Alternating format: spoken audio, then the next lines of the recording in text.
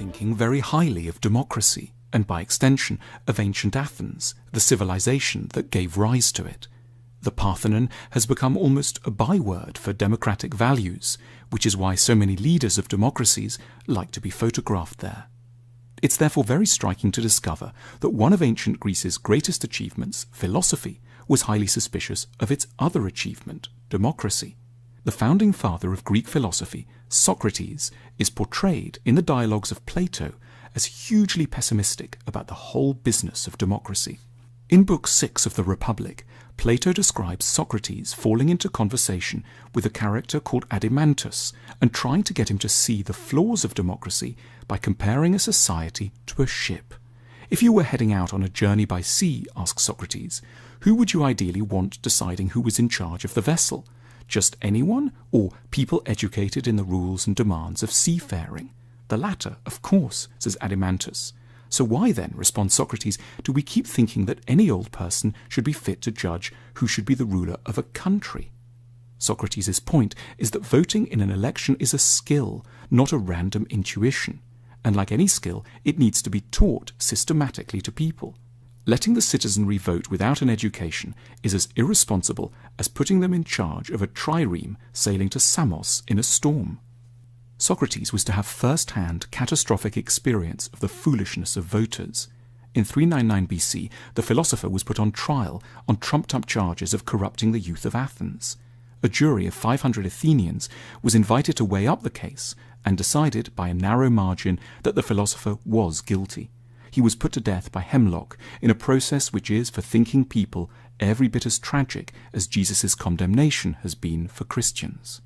Crucially, Socrates was not elitist in the normal sense. He didn't believe that a narrow few should only ever vote. He did, however, insist that only those who had thought about issues rationally and deeply should be let near a vote. We have forgotten this distinction between an intellectual democracy and a democracy by birthright. We have given the vote to all without connecting it to wisdom. And Socrates knew exactly where that would lead, to a system the Greeks feared above all, demagoguery.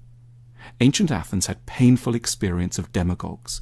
For example, the louche figure of Alcibiades, a rich, charismatic, smooth-talking, wealthy man who eroded basic freedoms and helped to push Athens to its disastrous military adventures in Sicily. Socrates knew how easily people seeking election could exploit our desire for easy answers. He asked us to imagine an election debate between two candidates, one who was like a doctor and the other who was like a sweet shop owner. The sweet shop owner would say of his rival, "Look, this person here has worked many evils on you. He hurts you, gives you bitter potions, and tells you not to eat and drink whatever you like. He'll never serve you feasts of many and varied pleasant things like I will." Socrates asks us to consider the audience's response. Do you think the doctor would be able to reply effectively? The true answer, "I cause you trouble and go against your desires in order to help you," would cause an uproar among the voters, don't you think? We have forgotten all about Socrates' salient warnings against democracy. We have preferred to think of democracy as an unambiguous good rather than as something that is only ever as effective as the education system that surrounds it. As a result, we have elected many sweet shop owners and very few doctors. I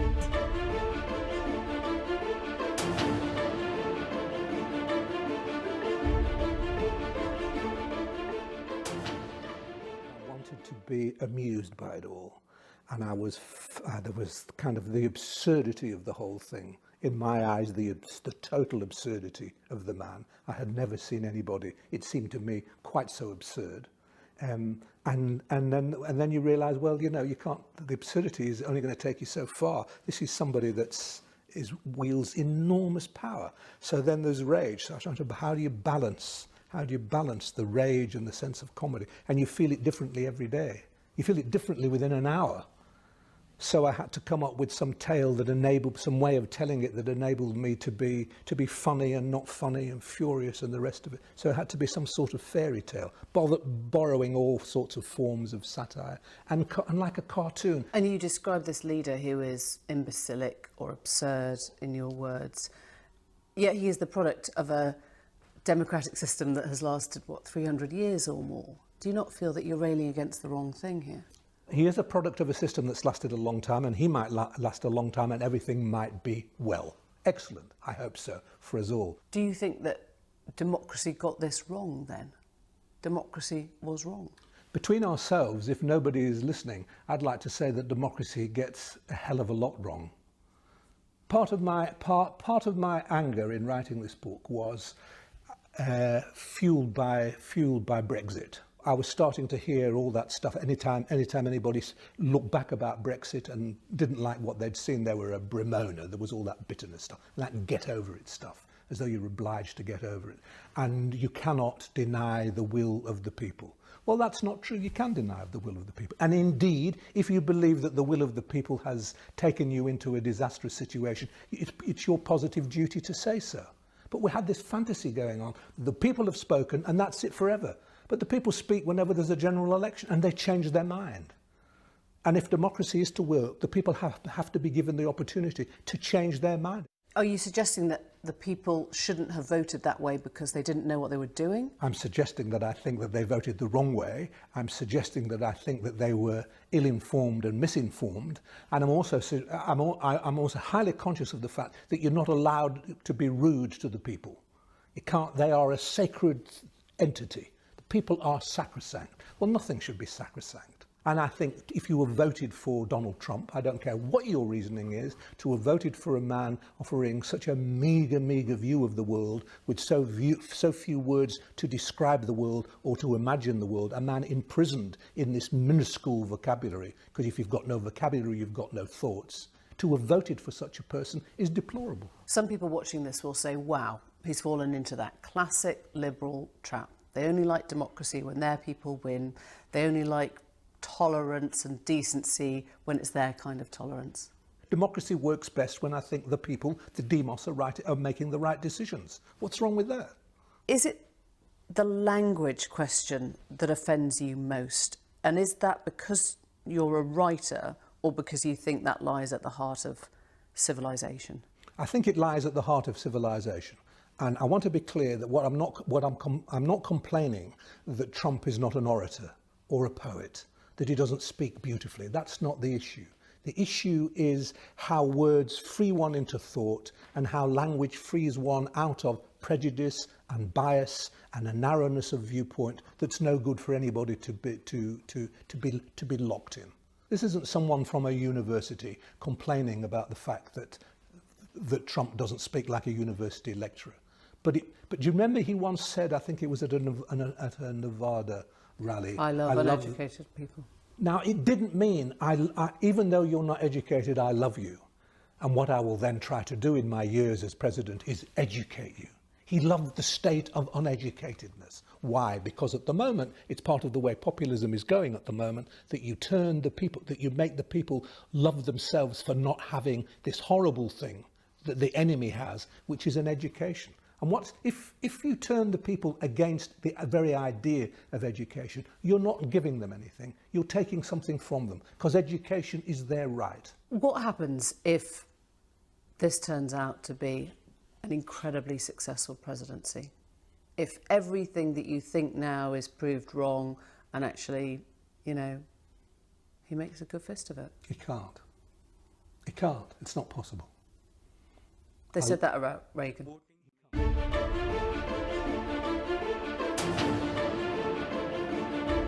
I'm going to talk about democracies, and there's lots of new democracies in the world today, but a lot of them are not looking very good. And so what I'd like to talk to you about today is how to think about those democracies, and more generally about how democracies actually develop. Now, again, this is particularly relevant, I think, because a lot of people are trying to understand what happened to the Arab Spring and how it turned into what we now are calling the Arab Winter. It was only a few years ago that we had uprisings all across the Middle East in places like Egypt and Tunisia and Libya. And very soon after, a lot of these transitions seemed to flounder. Many of them, in fact, collapsed very quickly back into dictatorships, as in Egypt under General Sisi. But it's not just in the Middle East, of course, that we've seen a lot of problems with democracy in the last couple of years. There's, in fact, been a significant amount of democratic backsliding in Europe as well. So in Hungary, for example, which was one of the early success stories of the third wave, we've seen the erosion of civil liberties, the collapse of political freedoms, and the rise of a neo-Nazi party called the Jobbik Party. In Russia, of course, despite elections, we now know that what we really have is a semi-authoritarian regime. And of course, in Ukraine, we have widespread political turmoil. Now, the reaction of many people to events like these is to think, well, maybe these countries are not suited for democracy. Maybe there's something wrong with their history or their culture or their religion. And I'm going to try to convince you in the 10 minutes that I have that this pessimism is unfounded. That in fact, the troubles new democracies face have less to do with their specific histories or cultures or religion, and have a lot more to do with the inherent difficulties of actually building stable democratic regimes. And I think the best way to kind of illustrate this is by looking back at the history of how stable democracies actually came into being. So when we look back at history, what do we see? The first modern democracy in history came about in France during the French Revolution, as I'm sure most of you know from your high school or college history classes. And in fact, the French Revolution was greeted across the globe at the time as the kind of dawn of a new era. It had toppled the world's most powerful dictatorship, and it was seen by many as a sign that a new era of political freedom was about to take hold in Europe. But in fact, this is not what happened, again, despite the expectations of many. What happens, of course, in Europe is that very quickly people in France and in the rest of the continent realize that it is a lot more difficult to build new democratic regimes than it is to overthrow old ones. Almost as soon as the old regime collapses in France, the country is engulfed by chaos and violence. And in fact, within a year of the transition to democracy in France, what you see is the transition to yet another regime, which comes to be known as the Reign of Terror, which you might imagine was a pretty terrible regime. So terrible, in fact, that its major symbol became the one that you see here, which is the guillotine, which is probably not the way you want your political regime to be known. Within the space of less than a year, about 20 to 40,000 Frenchmen had lost their lives at this guillotine. And this is actually only a very small fraction of the number of people who lost their lives during the Revolutionary era more generally, which ranged up to the hundreds of thousands. Now, this was not, in fact, what most people in France had hoped for when the Ancien regime collapsed. And so within the space of 10 years, you had a reaction that led back to dictatorship, although this time of a very new type, under Napoleon Bonaparte, who's come down to us, of course, as the original man on horseback, as the famous picture paints him. Now, Napoleon, despite his great expertise and his wonderful qualities, was not able to stabilize France. Political instability continues in France throughout the 19th century. There's another transition in 1830. By the way, if you notice the pictures, you can see that very few of these transitions were peaceful. Most of them were accompanied by a lot of bloodshed, as the great pictures of the era reveal. The next transition comes in 1848, and this transition is particularly important historically because the transition in France then sets off a wave of transitions throughout Europe. In fact, within about a year, and this is again in an era without Twitter or social media, within a year you have transitions all across Europe. Dictatorships fall all over the place. But what's interesting about this set of transitions is that they also soon collapse very, very quickly. In fact, so broad was the reach of these political transitions that the year 1848 comes to be known as Springtime of the Peoples, an echo, of course, we can see in the way many people refer to the Arab Spring today. And it was called Springtime of the Peoples because, again, it was a time when so many peoples rose up to demand self-determination. But again, within literally months, almost all of these transitions had been reversed and dictatorships were back in power all over Europe. This still doesn't stop the French pattern. We have another transition in 1870. This one also chaotic and violent, in fact, accompanied by civil war. Tens of thousands of French people again lose their lives. In fact, by this time, there had been so many political transitions in France that a current joke had it that the French National Library kept its copies of the Constitution in the periodical section. Now, this third republic, this third transition to democracy, actually lasts for quite a while. Now, part of the reason for this is that the previous transitions, even though they had not been successful, had left some very important legacies. French society had changed dramatically. France's economy had changed dramatically. Many of the institutions necessary to make democracy work, political parties, civil society, had grown up over the years, even if they hadn't, again, been able to fully stick. But of course, it's only with the Fifth Republic, under de Gaulle, that you actually get stable, consolidated democracy in France. So for those of you who are not counting, or maybe don't remember your history very well, that's about 165 years between France's first transition to democracy to the time when it actually gets stable, consolidated democracy. So that's quite a long time. And France is not the exception. In fact, France is the norm if we look at other European countries. So take Italy, for example. Italy's first try with democracy was a total mess, right? The country, during its short democratic experiment, was plagued by extremism, localized violence, all kinds of other problems, including corruption and political instability. And very quickly, of course, we know this democratic experiment collapses and gives us Mussolini and his fascists. The German lessons are, of course, even more tragic. Germany becomes a unified country in 1871, and its first democratic experiment, which comes into being after 1918, is a total mess. Also, almost from the day of its inception, it is plagued by violent uprisings, extremism, political instability, and political assassinations actually across the political spectrum.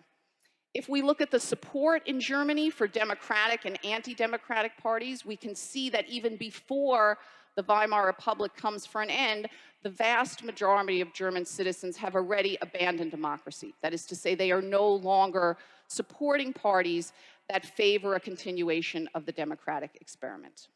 And if we broaden our reach again, and we look at the interwar period more generally, we can see, again, many, many democratic collapses during these years. If you look at the category of casualties, almost all of the countries that fell, almost all of the democratic experiments that fell during the interwar years were those that had made transitions for the first time. That is to say, first attempts at democracy tended to fail disproportionately during the interwar years. And so, of course, it's only after 1945, we must remember, that you actually get stable, consolidated democracy in Europe. And a whole lot of things had to change after 1945 to make this possible. We had the Second World War, of course, which had the perverse effect of doing things like eliminating right-wing extremism from the political spectrum in Europe. We had, of course, a huge change in the role of the United States, which not only occupied for a very long time the continent's most problematic country, Germany, right? And also put in place a large number of international institutions, NATO, Bretton Woods, that were explicitly designed to stabilize democracy in Western Europe. And of course, the Western Europeans themselves actually learned a lot from their failed democratic experiments. When they rebuilt their constitutions and their political economies and their international relations after 1945, they did so very conscious of the fact that they had to be rebuilt in a very different way than they had before, if in fact democracy was going to work this time. And also important is after 1945, they did not have to start from scratch. Again, many of the institutions necessary to make democracy work, political parties, civil society, local and regional governments, all of those things had existed before. They had to be rebuilt in better ways, but they did not have to bring them up from scratch. And again, if we now go from Western Europe to Southern Europe, the pattern continues, right? Here in Southern and Eastern Europe, we don't get democracy until the end of the 20th century. And again, after many transitions, after many attempts. Here's, of course, Spain, where we get a transition after Franco dies in 1975. And this sets off a huge wave, the third wave of democratization across Europe, Soviet Union, Latin America, and elsewhere. And so if we don't want to be too Europe-centric, and we now look at some of the countries that made transitions in the third wave outside of Europe, that have been very successful, again, we can see very many similarities. South Korea, for example, one of the great democratic success stories in Asia, had a very, very difficult period since its time of independence. Many political transitions, of course, including a civil war, before we actually got to a stable, successful transition relatively late in the game. Latin America, military coups throughout the second half of the 20th century, right? So here we have Pinochet, of course, who overthrows a democratic regime in Chile in 1933. Military dictatorship also overthrowing a democratic regime in Brazil. But again, as we know, by the end of the 20th century, these countries had transitioned back to democracy, and these democratic experiments have turned out actually to function very well. What are the lessons to be learned from this quick run-through of history? Well, I think the first one is that there are many paths to democracy, but very few of them are quick or easy. Even the cases that we think of as classic cases, like the US or England, are not so easy, did not happen so quickly if we examine them a little more carefully. In the US, we needed the Civil War to get rid of slavery, and then another 100 years for the government to actually be able to bring democratic rights to all of its citizens. And in England, it took the 17th century civil wars and Glorious Revolution to get the country a constitutional monarchy, and then another 230 years to make a transition to full democracy in the 20th century. A second lesson, democratic backsliding does not preclude later democratic success. I imagine there are a lot of entrepreneurs in this room. You know that failure today does not mean that success is out of the question later. With the benefit of history and hindsight, we can see that a lot of the failures of democracy in the past, in fact, ended up building up some of the habits, norms, and institutions that could later be used for successful democracy. And so I'll end by saying that I think, with the benefit of a historical perspective, we can see that many of the problems facing new democracies today are not unique, that they probably, again, have less to do with the particular histories, cultures, or religions of these countries, and more to do with the fact that it is just very, very difficult to get stable, well-functioning democracy. Thank you very much.